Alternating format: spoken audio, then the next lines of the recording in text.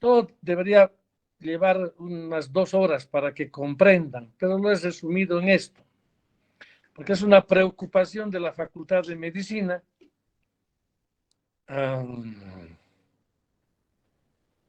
Que quiero decir algo que no se ofendan, porque no falta alguien que se hace al delicado y se ofende.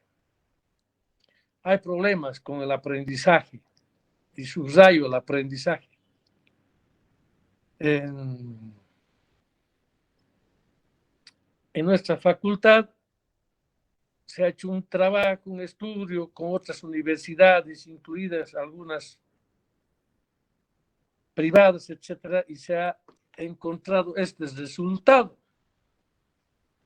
De los 200 que son, digamos, hay solo un 20% que estudian. Ese es el alumno que va a pasar clase, va a agarrar el Smith va a complementar los conceptos, etcétera, va a entender, y una vez que ha entendido, automáticamente está aprendiendo. Entonces va a llegar el día del examen, va a revisar un poco algunas notas y se le va a hacer fácil, va a pasar de curso, va a sacar buena nota. Pero fíjense en esta diapositiva, solo son el 20%. Eso es lo que nos preocupa. Hay un 40% que estudian, sí, pero no le ponen seriedad. Al no ponerle seriedad, solo estudian para el examen. No aprenden. O sea, solo estudian para pasar de curso. Y ustedes, a ver, en todos los 4 años que están en la facultad, pueden darse cuenta que esto sí es evidente, sí existe. Estudian, picotean una cosa, leen los tests pasados, un poquito de aquí, un poquito de allá, pasan de curso, y como en la clase práctica hemos preguntado, por ejemplo, en antibióticos, no han aprendido, no saben. Porque el que estudió para aprender, ese sí responde las preguntas. Estamos preocupados por este 40%, pero estos chicos de este 40% pueden, si es que razonan, hay tiempo todavía para que pasen aquí a la primera fila, donde estudian y aprenden. A estos hay que rescatarlos, dicho de otra forma. Y hay un tercer grupo, no estudian, no aprenden, pero pasan de curso. También ustedes conocen a esa gente, hay en el curso. Uno que entra, copia y saca más nota que los que han estudiado. Se han copiado, no sé qué habrán hecho. Chanchullo, tantas cosas que pueden hacer. De repente han leído un poco los tests pasados, etcétera. Pero pasan de curso. Esa es la famosa viveza criolla. A ver, quiero recordarles. Les dicen también a veces manguero. Van, chupan y comen lindo y no ponen ni un peso.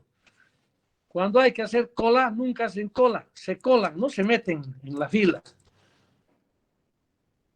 ¿Qué más hacen estos? Estos son los que, ya he dicho, se copian, sacan más nota al que estudiar. ¿Qué más hacen estos? Estos son los que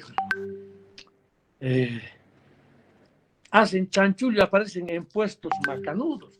No dan examen de ingreso, no dan examen de competencia, aparecen con puestos, se apoyan en otras gentes. Ya saben quién es comúnmente qué les dicen.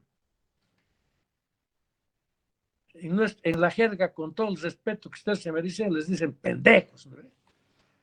Entonces, este 40% que no estudia, no aprende, pero pasa de curso, esto preocupa, no sé qué se puede hacer.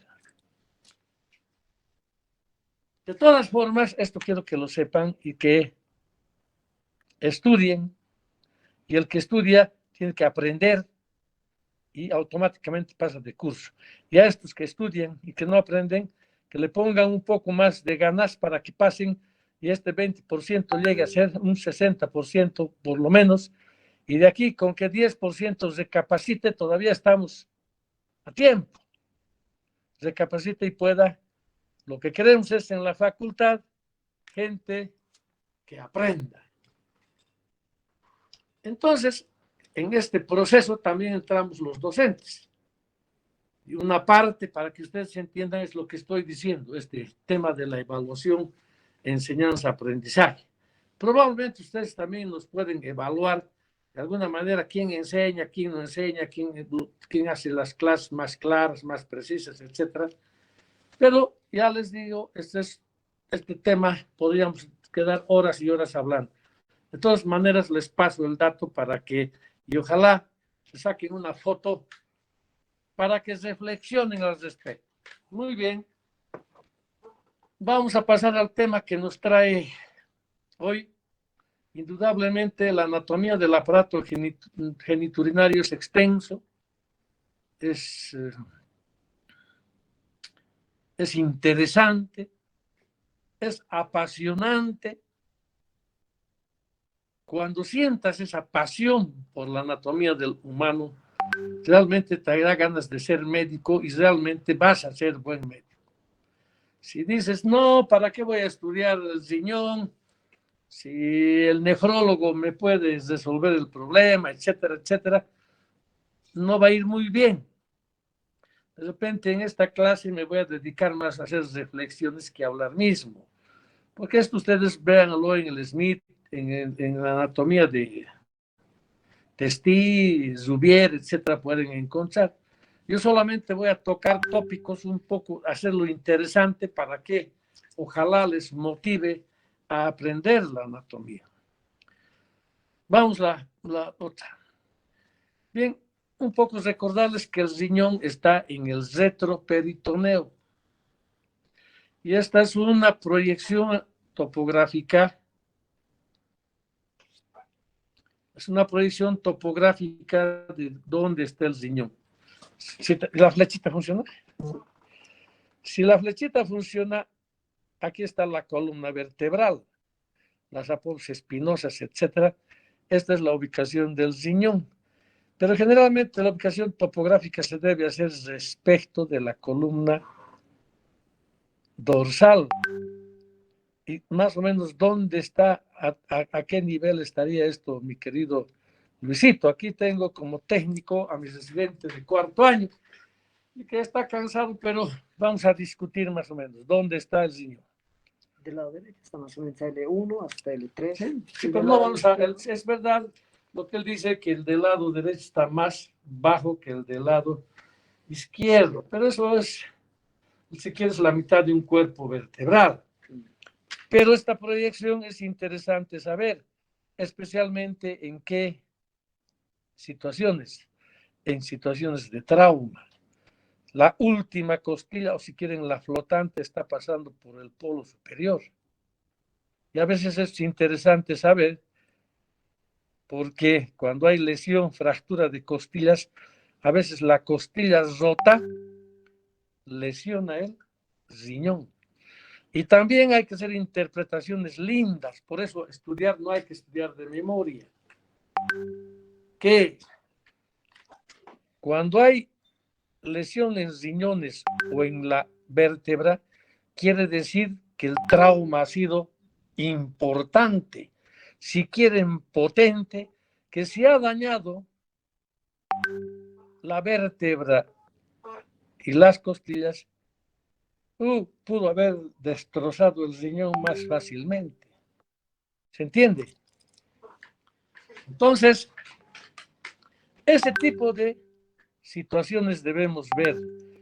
Algunos detalles, como el lado derecho está más bajo que en el lado izquierdo, por la presencia de la víscera maciza que es el hígado.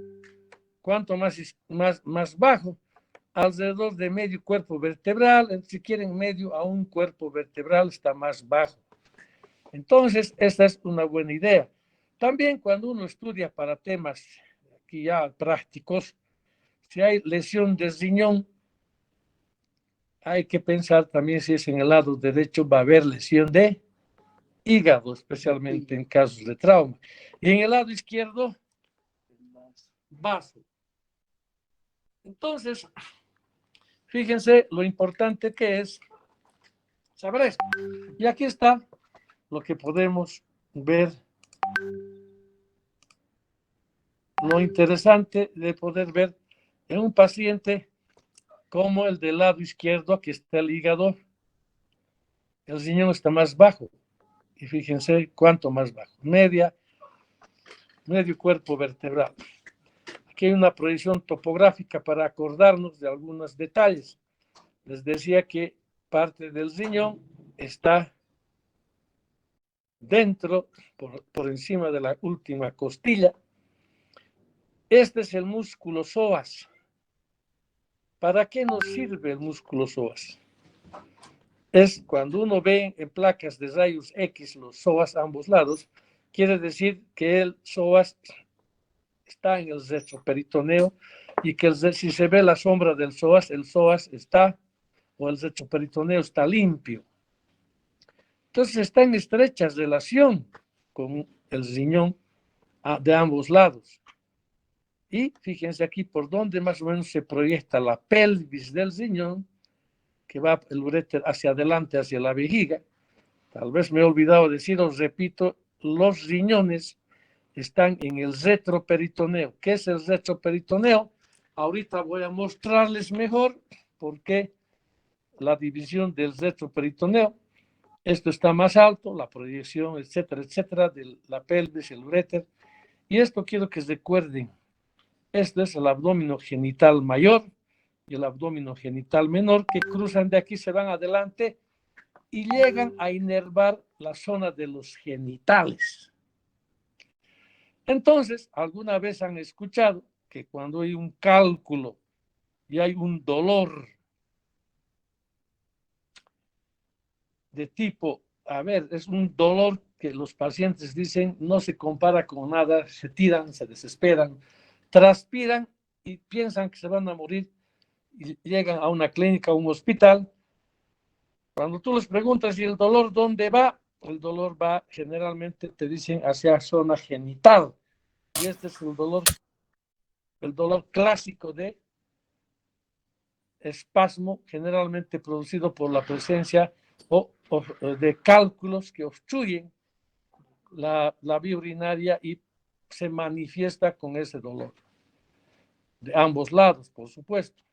Entonces es interesante repasar que aquí encima está la suprarrenal y ahí cito un poquito más así en forma cóncava está el diafragma, que más o menos es 1 centímetro, un poquito más, y que enseguida está el pulmón y también tenemos comunicación. A veces hay que saber que de un absceso en el pulmón puede contagiarse el retroperitoneo, o al revés, un absceso renal puede contagiar al pulmón, etcétera, o al mismo peritoneo.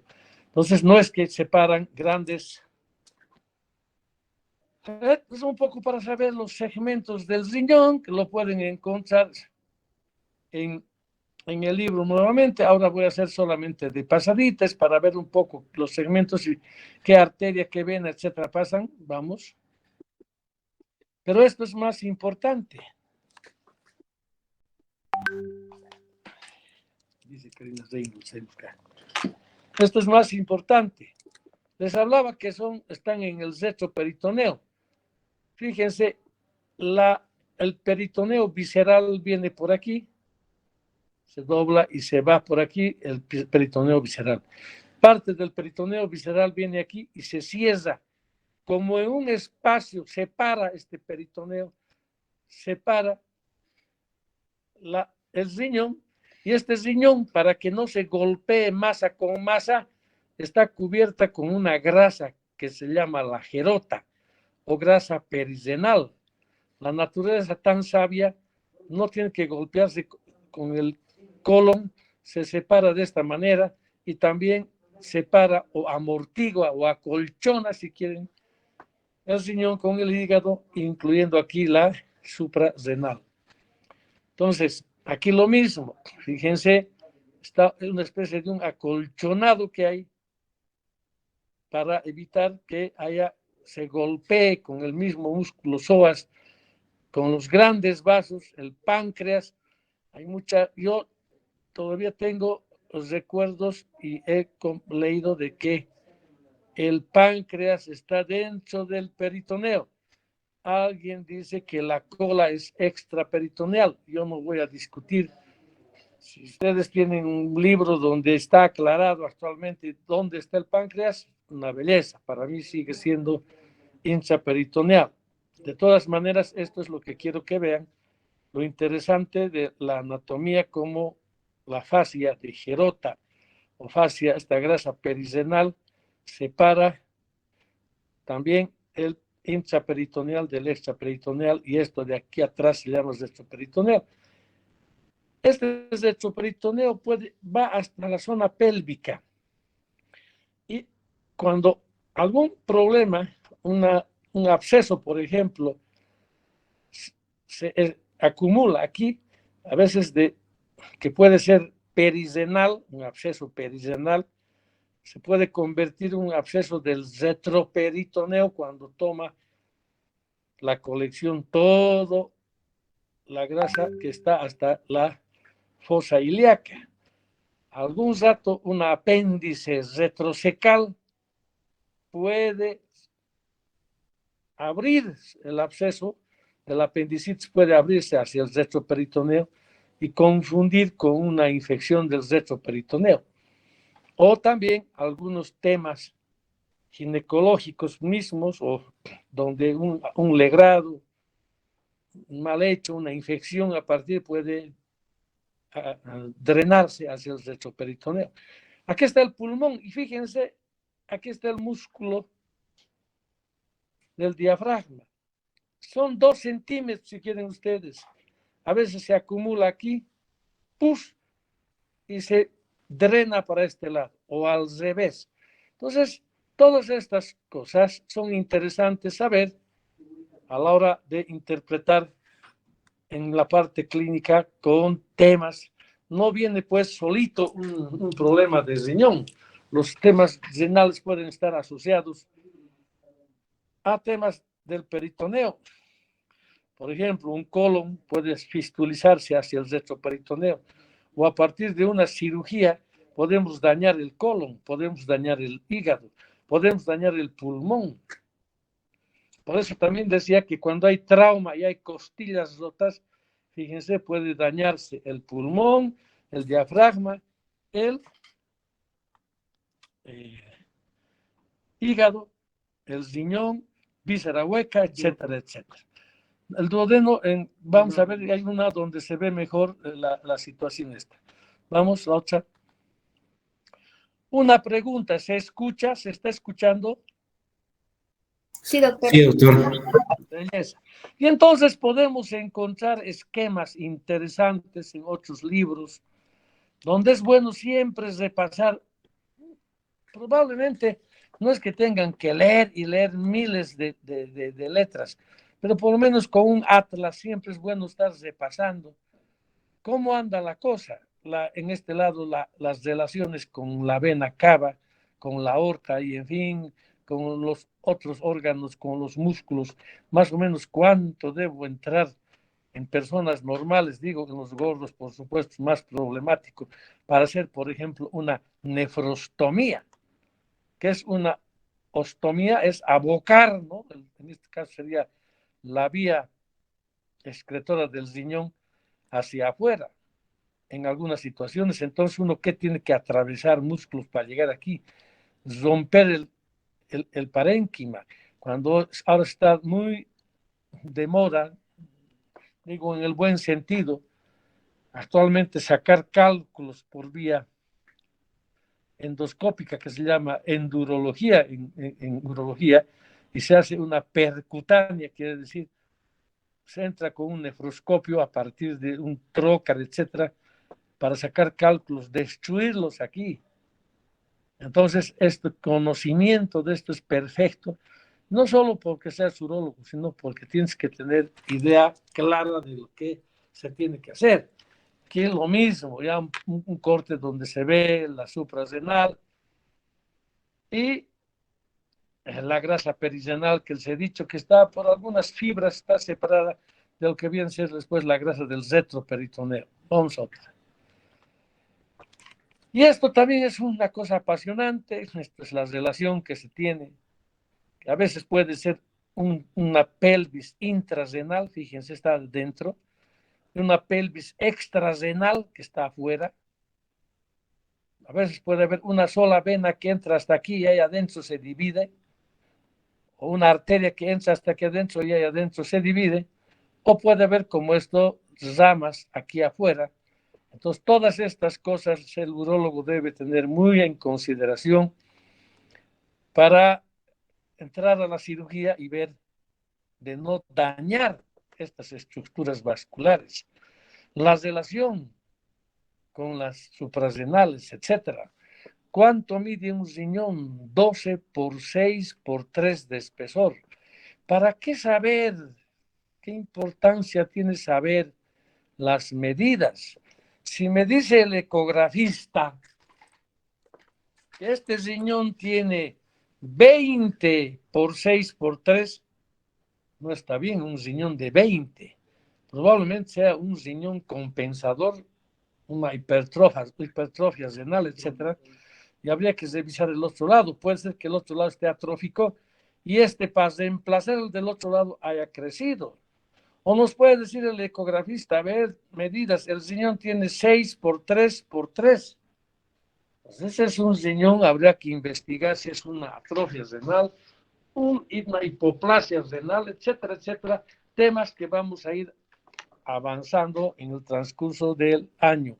Entonces, también mencionarles que el riñón es fofo, friable, fofo quiere decir como gelatina, y la turgencia que le da al riñón es esta cápsula renal, esta cosa que está con una cáscara, le da.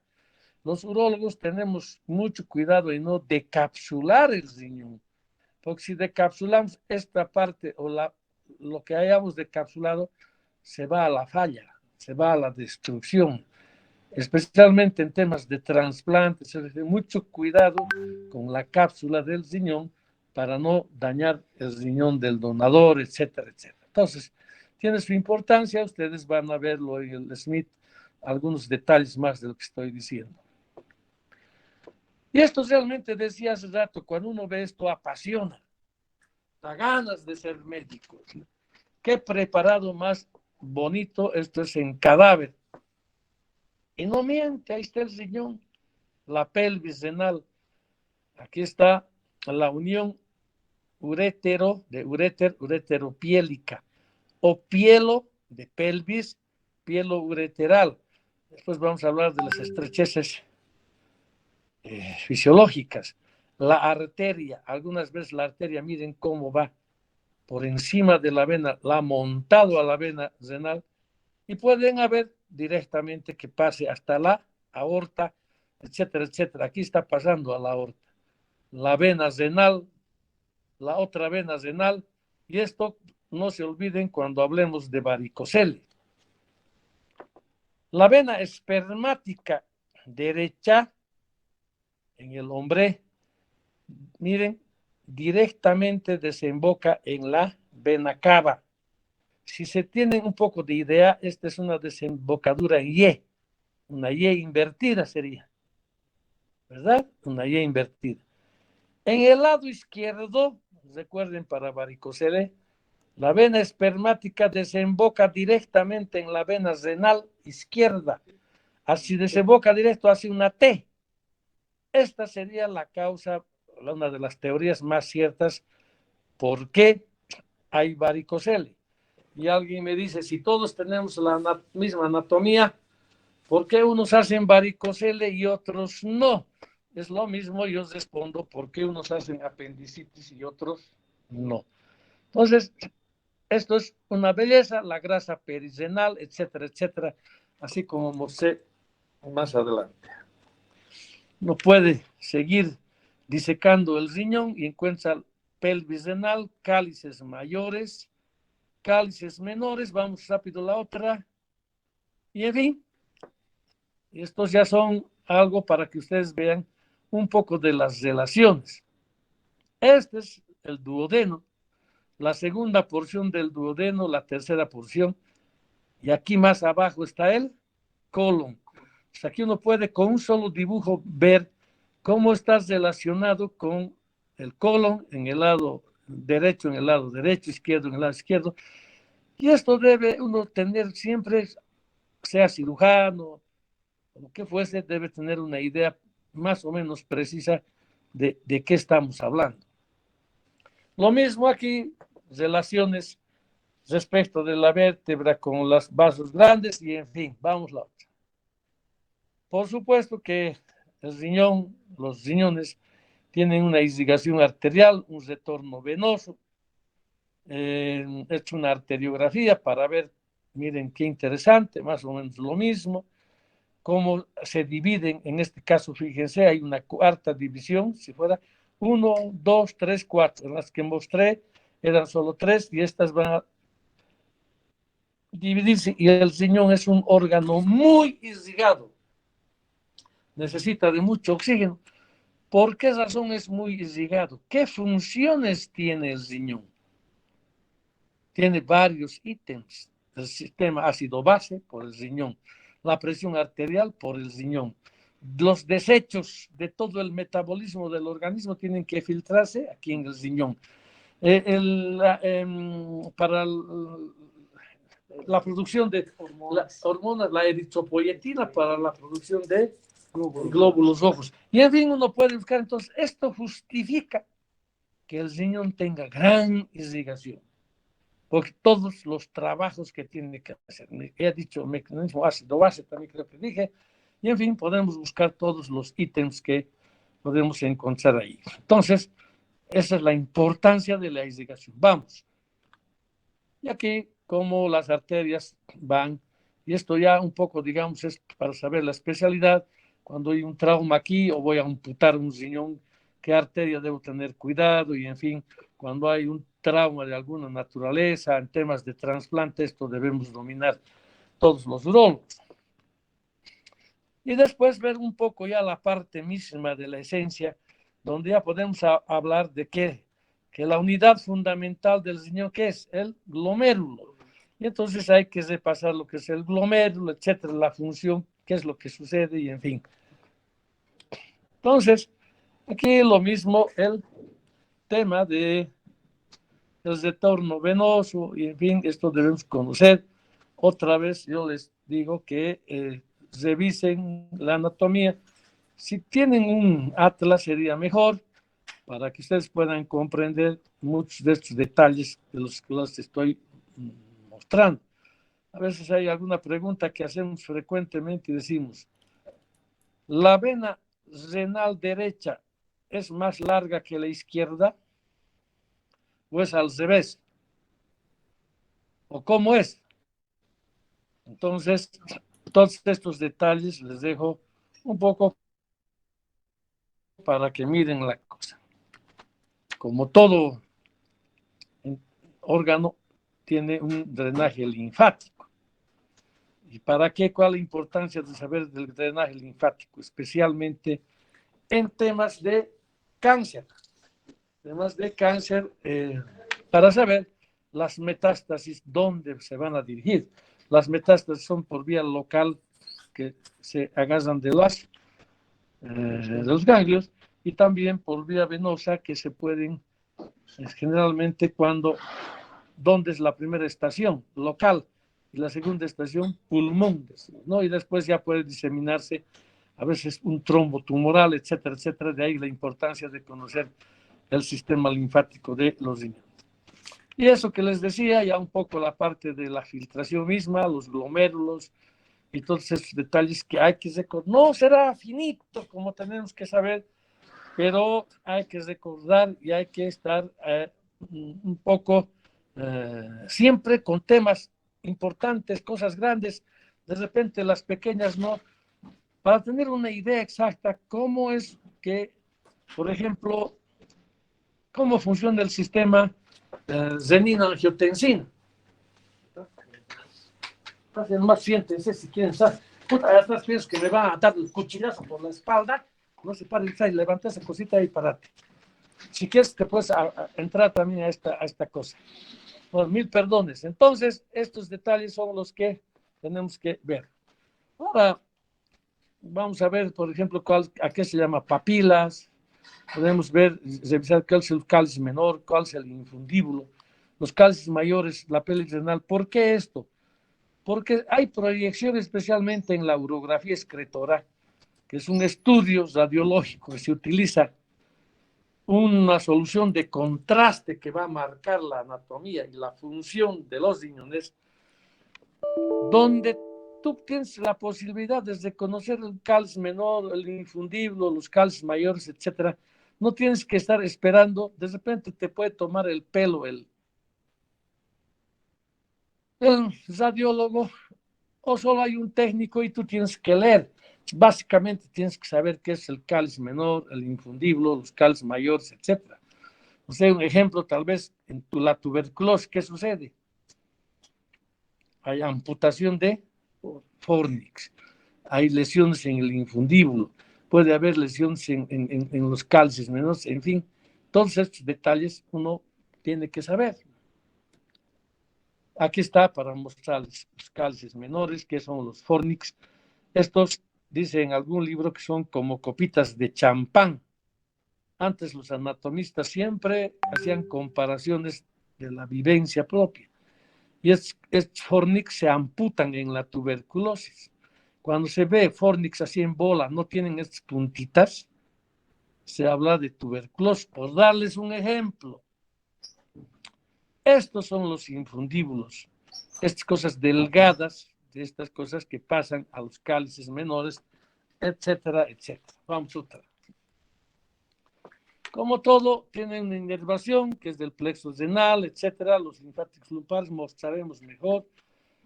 Por temas de tiempo, etcétera, yo voy a solamente mostrarles así de pasadita.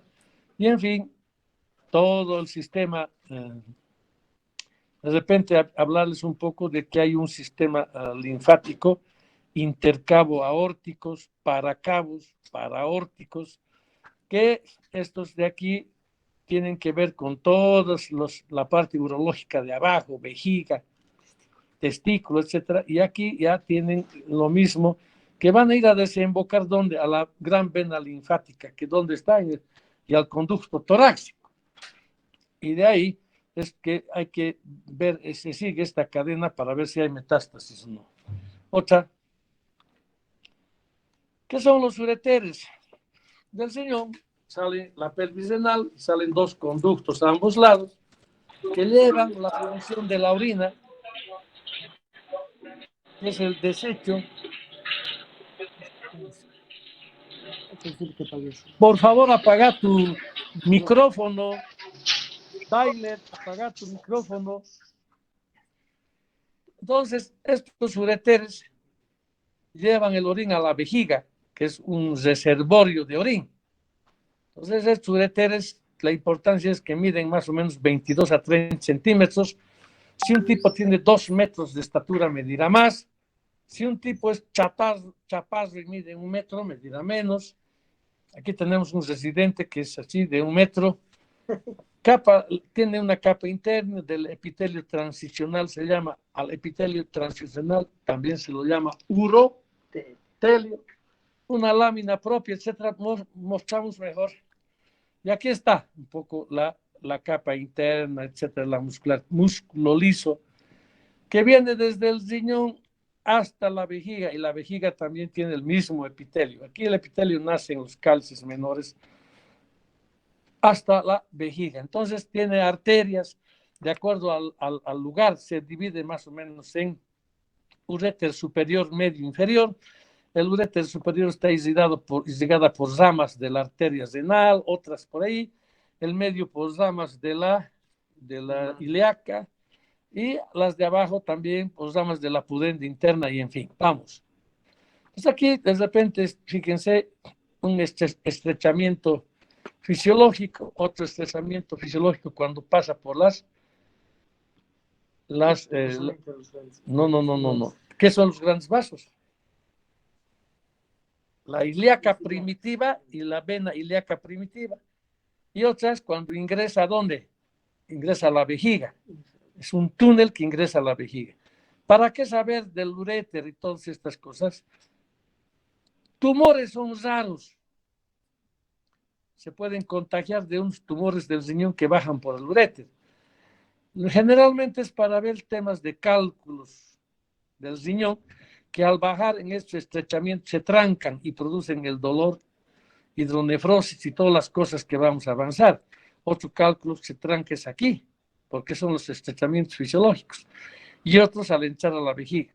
Cuando hacemos una radiografía, una placa simple, lo que hacemos es fijarnos dónde está la sombra renal y encontrar, buscar por ahí la presencia de estos cálculos que pudieron haberse trancado y que en estas zonas son donde luchan por salir, duele, fatigan al paciente, llevan un dolor insoportable y a veces nosotros cuando lo vemos aquí al cálculo ya decimos este va a caer y le decimos al paciente cuando pase por aquí te va a doler más todavía y si tienes suerte con un poco de dolor va a llegar a la vejiga y puedes orinarlo o es más fácil sacar de la vejiga. Vamos, y lo mismo el uréter en diferentes segmentos que ponemos es el túnel que hace el uréter al entrar a la vejiga. Vamos. Bueno, lo mismo más o menos los uréteres aquí está para mostrar cómo cruzan la ilíaca primitiva, ¿no? Por ahí encima pasan y es ahí el estrechamiento fisiológico que he dicho. Entonces, cualquier libro más o menos habla de la misma similitud. Hacemos una urografía excretora que esté el contraste y vemos los uréteres. Estas estrecheces que hay no es patológico.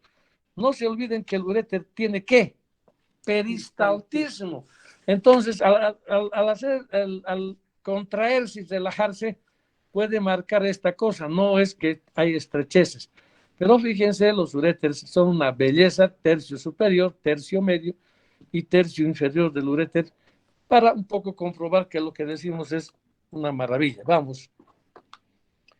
La irrigación, pueden ustedes verla en cualquier libro, es la misma. Otra, aquí está, de la renal la parte superior, de la gonadal la parte media, también directo de la aorta la parte media, de la ilíaca primitiva aquí la parte que corresponde donde está pasando el uréter y aquí de las ilíaca interna o hipogástrica también en las otras. Vamos, entonces no falla nada. La vejiga es un reservorio de orín, su capacidad de la vejiga es 500 cc. Eso es lo normal. Algunas patologías como una vejiga neurogénica o una tuberculosis pueden hacer que se disminuya o que disminuya la capacidad vesical a extremos como 100 cc de capacidad. Uno puede darse cuenta que este paciente va a orinar cada rato. O en algunos casos también dependerá de a qué altura ha habido daño medular para que la vejiga reciba hasta 3 litros, que no es normal. Esta vejiga está comandada por, bueno, tiene irrigación, la vesical superior, media, etcétera, ganglios linfáticos, en fin, relaciones con el recto en el hombre, relaciones con la vesícula seminal, el recto, etcétera, en la mujer con el útero. Bueno, pero esas cosas que nos van a encontrar fácil, lo que quería decir que esta vejiga está en estrecha relación, comandada por el cerebro. Está comandada por el cerebro. 500 cc. A ver, más bien, cuando tienes 200 o 300 cc, tienes la primera sensación de micción. Y el cerebro dice, tengo ganas de orinar. A ver, voy a alcanzar a mi casa o voy a buscar un baño público o voy a entrar a la facultad de medicina.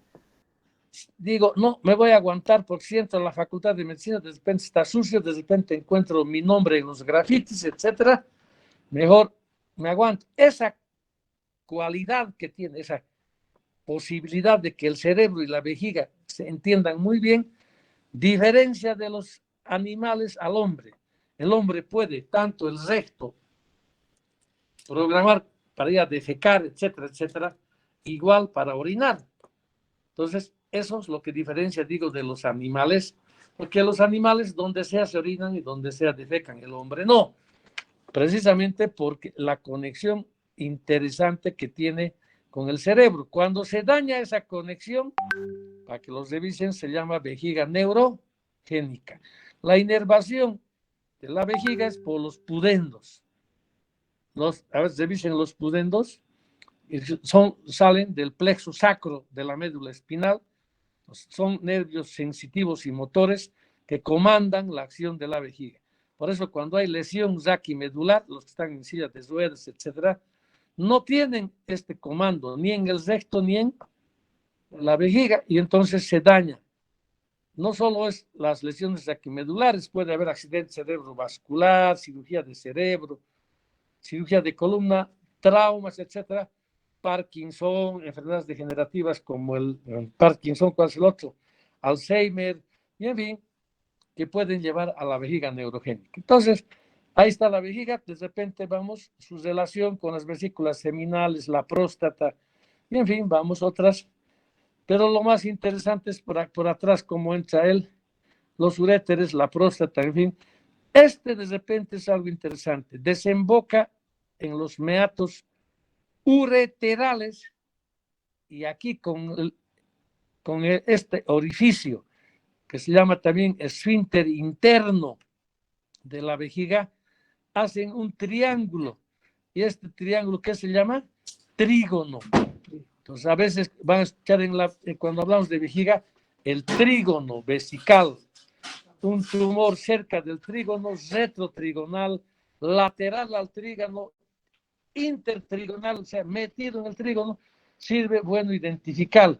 Y aquí están las válvulas de Valdeyer que evitan lo que se llama el reflujo. Cuando tú orinas, todo se abre, sale por aquí el orín y estas válvulas se cierran.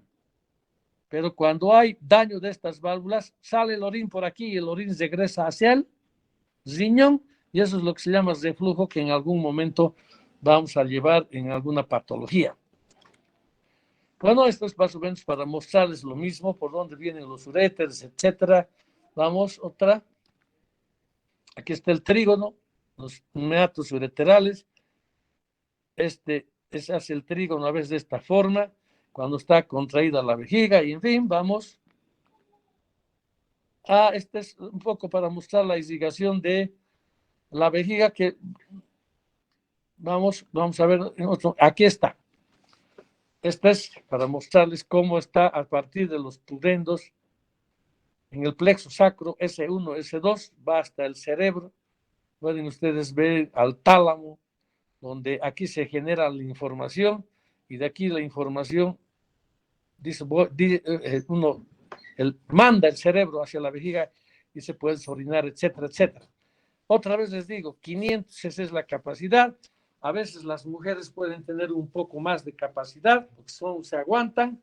En cambio, no son como los hombres que se orinan en las ruedas de un camión, en el árbol, en la pared, etcétera, que más o menos pueden mantener su vejiga en capacidad normal.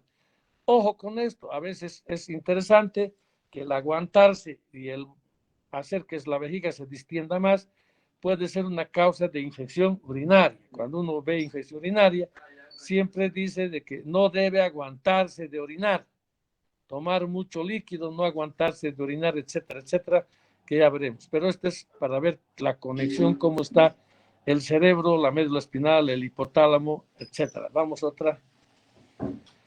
Bueno, la vejiga pueden leerlo, la irrigación, no voy a demorar en estas cosas, los linfáticos, las venas, en fin, vamos. Y de repente aquí está para ver igual la anatomía y cómo las vesículas atrás, las vesículas seminales en el hombre, en fin, a ver si hay uno en la mujer.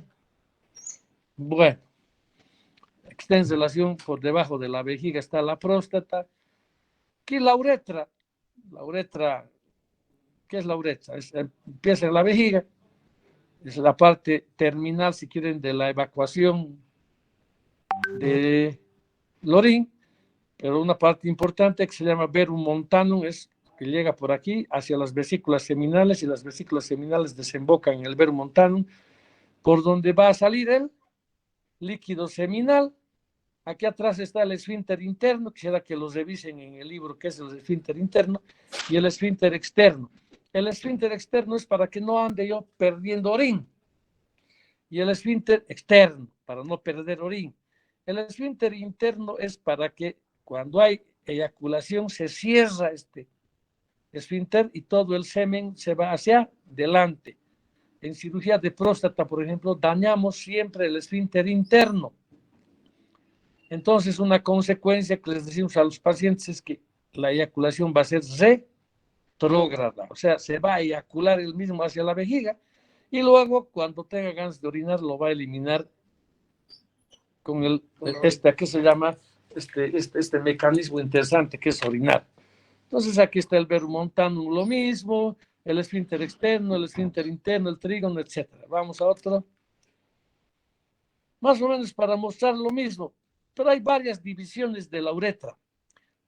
En el hombre, todo lo que se va a colgar por delante, por el pene, se llama uretra anterior, y todo lo que está dentro se llama uretra posterior. Esa es una clasificación fácil. Pero también se puede decir uretra prostática, uretra membranosa, uretra vulvar y uretra peneana. Eso ustedes vean, traten de hacerlo interesante para saber. Entonces, ¿dónde generalmente se lesionan la uretra? Es entre la prostática y la esponjosa, también se llama, o la uretra esponjosa, porque esta es la sínfisis del pubis. Hay una fractura de la sínfisis del pubis que va a lesionar esto. Esa es la importancia, además, para hacer una uretrografía y decir, hay lesión en la uretra vulvar, en la esponjosa o en la prostática. Entonces, esa es la idea. Vean las clasificaciones. Lo más fácil es decir anterior y posterior. Entonces, en la mujer, no es que sea menos importante la uretra. Es importante, solo que este tamaño de la uretra tiene 2 o 3 centímetros. Entonces es chiquita, no hay ninguna ni anterior ni posterior, etcétera, el meato uretral y la uretra.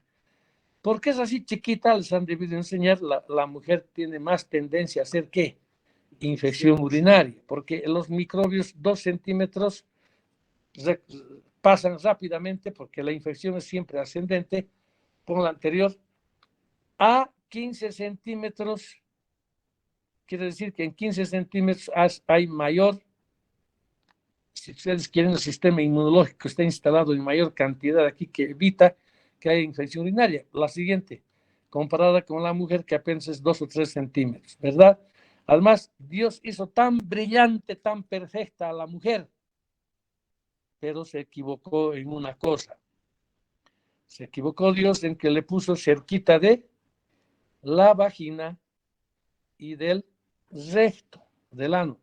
A veces la contaminación cuando uno defeca, etcétera, contamina, y la E. coli es la que se entra directo a la vejiga. Eso lo vamos a ver en infección urinaria, no se preocupen. Los testículos, ¿cuánto pesan? Yo les pregunto a los alumnos de medicina que están escuchándome, ¿cuánto pesa tu testículo? No saben. 15 a 20 gramos. Es un testículo, un epidídimo. ¿Qué es el epidídimo?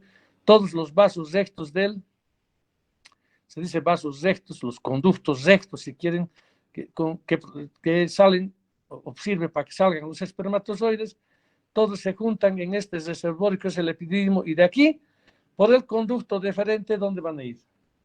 Van a ir a la vesícula seminal.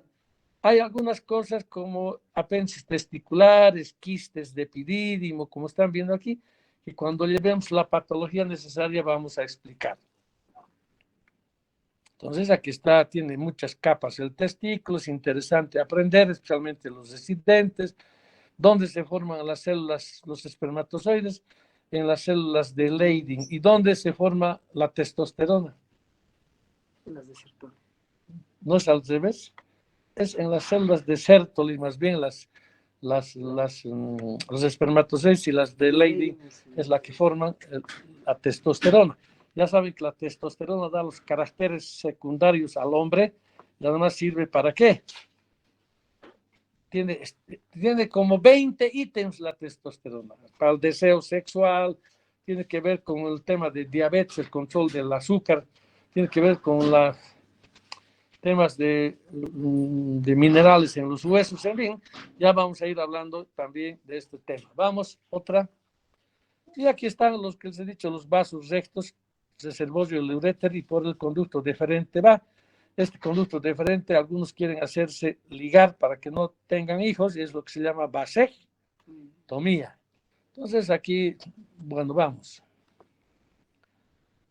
Oh, miren, no es tan fácil, hay pequeños vasos, pequeñas arterias, etcétera. No es sencillo aprender, especialmente en el lado izquierdo, para ver lo que es el varicocele. Vamos a repetir la anatomía precisa cuando estemos avanzando de esta patología. Este es el testículo, cómo va hasta atrás a las vesículas seminales, y en fin, más o menos lo mismo. Vamos, otra. Esto es lo que es el testículo así visto desde afuera, tiene mucha irrigación, todos estos, está rodeado por los músculos, el cremaster y otros, el conducto deferente, en fin, vamos a ver otra.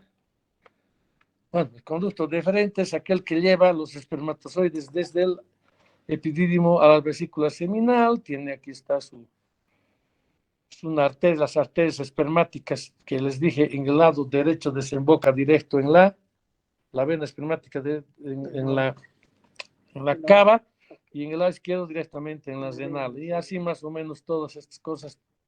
Vamos, la próxima. Tenemos 10 minutos, estoy apurando por eso. Les decía esto, lo ideal sería repasar con calma.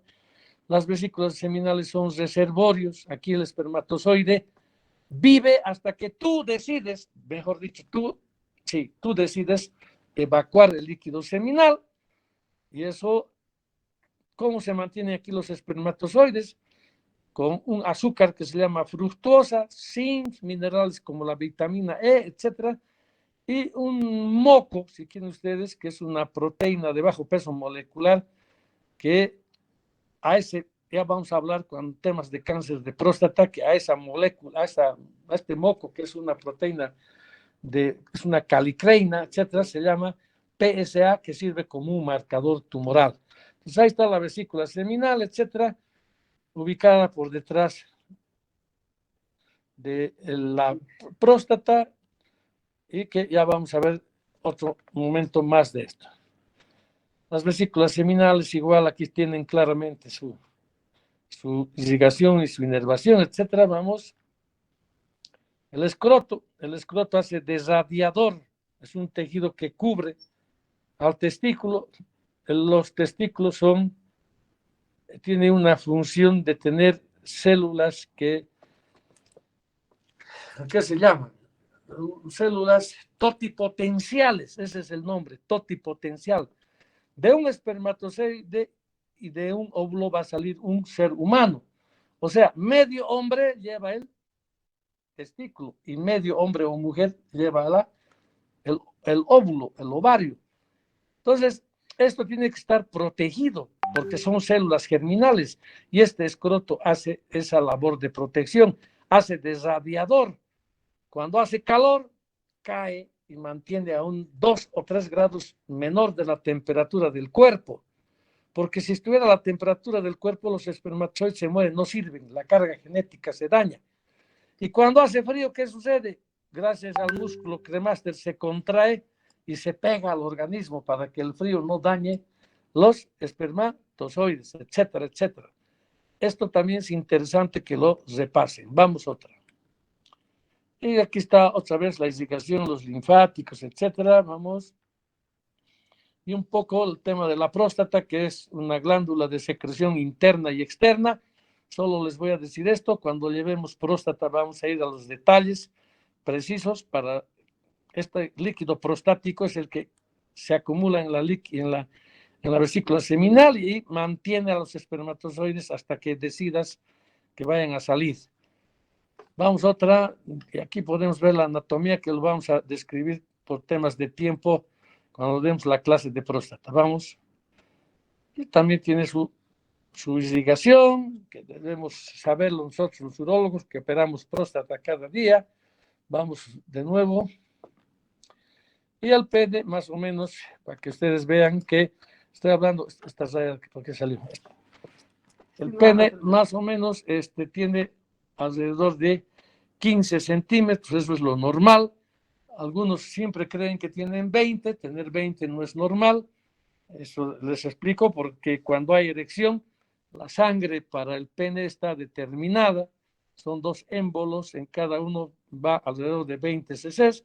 Puedes tener 50 centímetros, igual te va a dar 20 cc de sangre en cada lado y no vas a tener buena erección. Así que para esos que se hacen a los remachos, ¿ve? Entonces vamos a la próxima. Entonces, ustedes ya saben para qué es. Uno sirve para orinar y la otra función es para copular y en satisfacción sexual y además también perpetuar la especie. Vamos otra. Entonces tienen los cuerpos cavernosos. Pueden ustedes aquí, si quieren, sacarle una foto para ver las arterias importantes de estas arterias, cómo tienen un sistema de vénulas. Y la irrigación es interesante porque estos 2 émbolos que se cargan con sangre son los que producen la erección. La fisiología de la erección es interesante. Vamos otra. Y más o menos para que vean todo lo que es la irrigación, los nervios están comandados igual por S1, S2, que viene de los pudendos o a partir de los pudendos de la médula ósea, etcétera, que van a ver, están en relación con núcleos centrales del cerebro, que tiene que ver todo este mecanismo para el tema de la erección. Vamos. La uretra femenina, un poco para que también vean ustedes que la uretra no tenemos ningún problema de no hablar, es chiquita, tiene su irrigación, tiene todas estas cosas lo mismo. Vamos otra. Todo el sistema linfático en la uretra, que puede llevar especialmente en cánceres que tengan que ver con la zona, deberíamos conocer. Otra, y así sucesivamente, hasta donde llegan. Vamos. Otra. Bueno, eso es rápidamente, faltan 5 minutos para las 7. Rápidamente he tratado de darle un abuelo de pájaro, como se dice, un poco de recordarles la anatomía. Lo que yo les ruego es que revisen un poco el libro, fijen algunas ideas para que sea más entendible. A partir mañana el doctor Torrico va a enseñar, por ejemplo, métodos de diagnóstico. Entonces ustedes ya van a tener, si ustedes echan una mirada, un poco de más idea. Vamos a ver, ¿alguna pregunta que ustedes quieran hacer?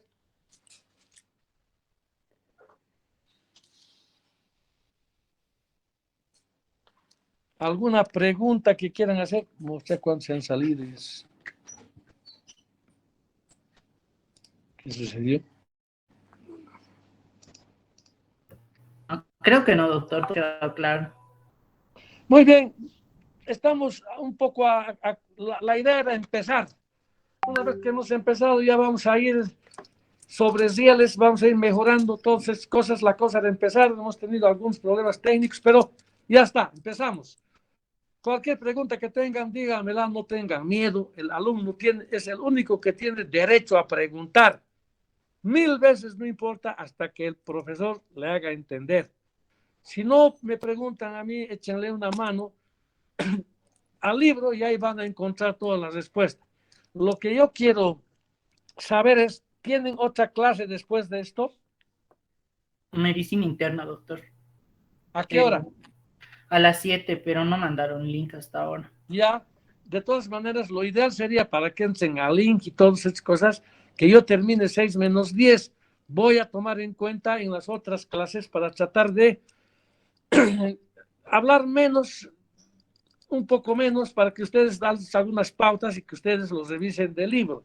Qué bien la información, es mejor terminar -10 para que todo esto y ustedes en forma tranquila puedan ingresar a la otra clase. Entonces, muchas gracias. Nos vemos mañana, no conmigo, con el doctor Tosico. Creo que yo el jueves doy nuevamente y el doctor Lara después, etcétera, etcétera. Lo que más les pido, por favor, es 6 en punto. Todos ya debemos estar adentro para no tener ningún tema de disciplina, indisciplina, etcétera, etcétera. Chao, chao, muchas gracias. Gracias, doctor. Luego, doctor. Gracias, Luego, doctor. doctor. Muchas gracias. Claro. No, doctor, Hasta luego, gracias. doctor, gracias.